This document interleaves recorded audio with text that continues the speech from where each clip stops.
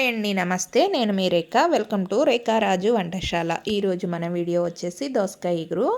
ఈ దోసకాయ ఇగురు ఎందులోకైనా చాలా బాగుంటుందండి. రైస్, రోటీ, చపాతీ, పుల్కా దేనిలోకైనా చాలా బాగుంటుంది. అంతేకాకుండా వంటలు రాని వాళ్ళు కానీ బ్యాచిలర్స్ కానీ చాలా సింపుల్గా హడావిడి లేకుండా చేసేసుకోవచ్చు. ముందుగా ఎలానో చూసేద్దాం రండి.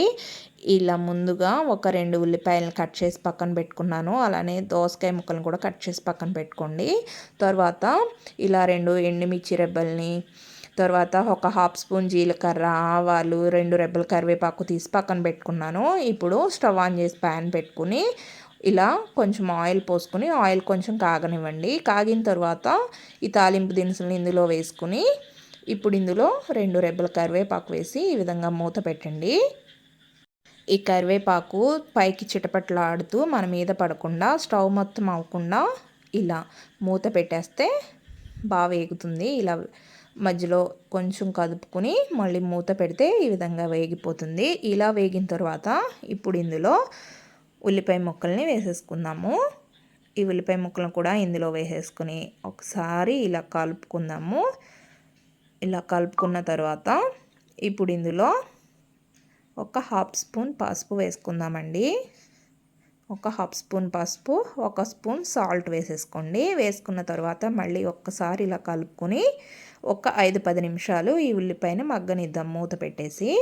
ఇలా మూత పెట్టి ఒక 5 నిమిషాలు మగ్గిన తర్వాత చూసారండి, ఈ ఉల్లిపాయ ఈ విధంగా వేగితే సరిపోతుంది. ఇప్పుడు ఇందులో మనం కట్ చేసి పక్కన పెట్టుకున్న దోసకాయ ముక్కలను కూడా ఇందులో వేసేసుకుందామండి. నేను చెప్పడం మర్చిపోయానండి, ఈ దోసకాయలు మా పెరట్లో పండించినవే. నేను నా చేతులతో పండించిన దోసకాయల్ని ఇలా కోసి కూర వండుతుంటే చాలా హ్యాపీగా ఉందండి నాకైతే. ఇప్పుడు ఈ ముక్కల్ని ఈ విధంగా పైకి కిందకి ఒక్కసారి ఇలా కలిపేసుకోండి. బాగా కలుపుకున్న తర్వాత మళ్ళీ మూత పెట్టేసి ఒకసారి ఒక 5-10 నిమిషాలు మళ్ళీ ఈ ముక్క బాగా మగ్గనివ్వండి. ఈ విధంగా మగ్గితే సరిపోతుందండి. ఈ వాటర్ మొత్తం పోయి దోసకాయలోది కొంచెం ఈ విధంగా ముక్క అనేది మెత్తగా అవుతుంది. ఇప్పుడు ఇందులో ఒక హాఫ్ స్పూన్ కారం వేసుకోండి. కారం వేసుకుని మళ్ళీ కారం కొంచెం పచ్చివాసన పోయేంత వరకు ఇలా కొంచెం ఒకసారి కదుపుకొని ఇందులో ఒక హాఫ్ గ్లాస్ వాటర్ పోసుకోండి.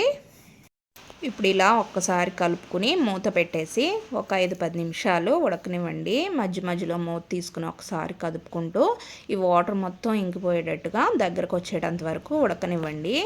ఒక 5-10 నిమిషాల్లోనే తొందరగా ఉడికిపోతుంది. ఇలా ఒక 10 నిమిషాల తర్వాత మూత తీసి చూద్దాము. ఈ విధంగా ఉడికిపోతే మనకి కూర అనేది రెడీ అయిపోతుంది. ఇప్పుడు ఇందులో ఒక చిట్టి గ్లాస్ పాలు పోసుకుందామండి.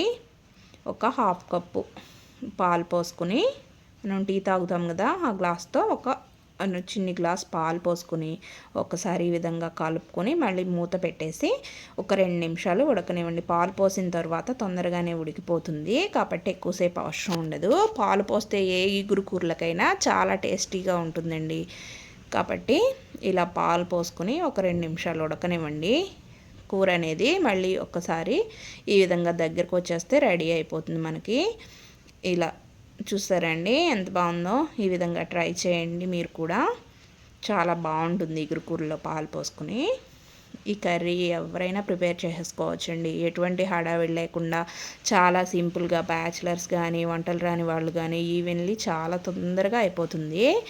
ఇలా ట్రై చేసేసి సర్వ్ చేసేసుకోవడమే. ఇంతేనండి, చాలా ఈజీగా దోసకాయ ఇగురు అనేది రెడీ అయిపోయింది. మీకు నచ్చితే నాకు లైక్ చేసి షేర్ చేయండి. మన ఛానల్ని సబ్స్క్రైబ్ చేసుకోండి. Thanks for watching.